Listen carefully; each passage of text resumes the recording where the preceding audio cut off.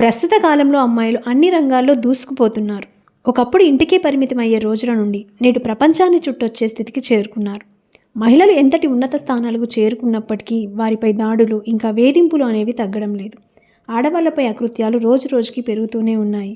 ఇంటి నుండి ఆడపిల్లలు అడుగు బయట పెట్టినప్పటి నుండి మళ్ళీ తిరిగి ఇంటికి వచ్చే వరకు కూడా కుటుంబ సభ్యులు ఆందోళన చెందాల్సిన పరిస్థితులు ఏర్పడుతున్నాయి. కేవలం బయటివారే కాదు, తెలిసిన స్నేహితులు ఇంకా బంధువులు కూడా ఆడపిల్లల పట్ల అసభ్యంగా ప్రవర్తిస్తున్న సందర్భాలు ఎన్నో చూస్తున్నాం. కాబట్టి అమ్మాయిలను మానసికంగా ఇంకా శారీరకంగా కూడా దృఢంగా ఉంచాల్సిన బాధ్యత కుటుంబ సభ్యులదే. దీంతో వారు జీవితాంతం ధైర్యంగా ఇంకా సురక్షితంగా కూడా జీవించగలుగుతారు.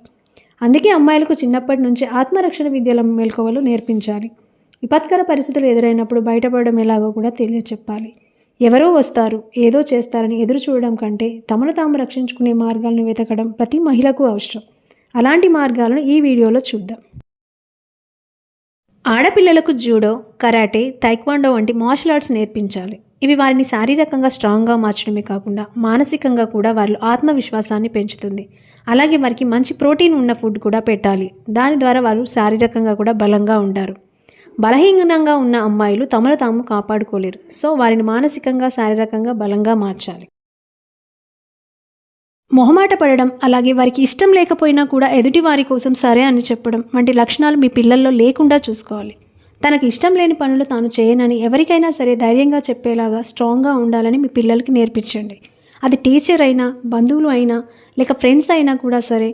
తనకు ఇష్టం లేకుండా తనను టచ్ చేస్తే వెంటనే గట్టిగా నో చెప్పడాన్ని నేర్పించండి. అలాగే నో చెప్పడం తమ హక్కు అని కూడా వారికి నేర్పించండి. ఆత్మగౌరవం అంటే ముందు తన ఇష్టాలకు ఇంకా తన అభిప్రాయాలకు విలువనిచ్చుకోవడం అని చెప్పండి. ఎప్పుడూ కూడా ఆత్మగౌరవాన్ని కాపాడుకోవాలని మీ పిల్లలకు నేర్పించండి.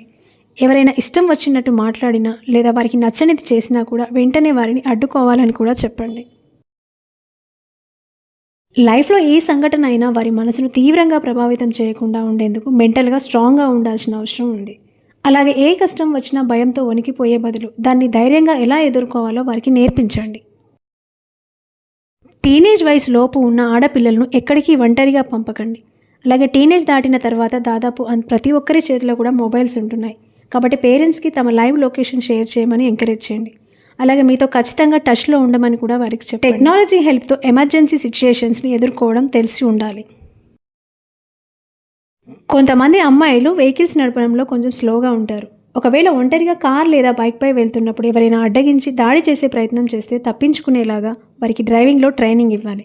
అలాగే హెవీ ట్రాఫిక్ని కూడా దాటుకొని ముందుకు వెళ్ళడం, ఇంకా తమను వెంబడించే వారి నుంచి తప్పించుకొని దూసుకు వెళ్ళడం కూడా నేర్పించాలి.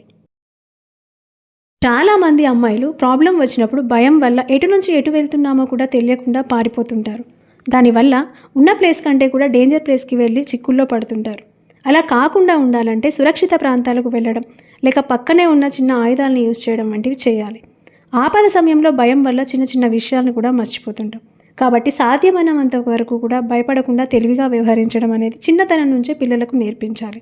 రైట్ టైంలో రెస్పాండ్ అవ్వడం అనేది కూడా చాలా ఇంపార్టెంట్. ఒకవేళ ప్రేమ అంటూ ఎవరైనా వెంట పడితే కనుక మీ ఏజ్ అండ్ మైండ్ మెచ్యూరిటీని దృష్టిలో పెట్టుకొని ముందుకు అడుగు వేయండి.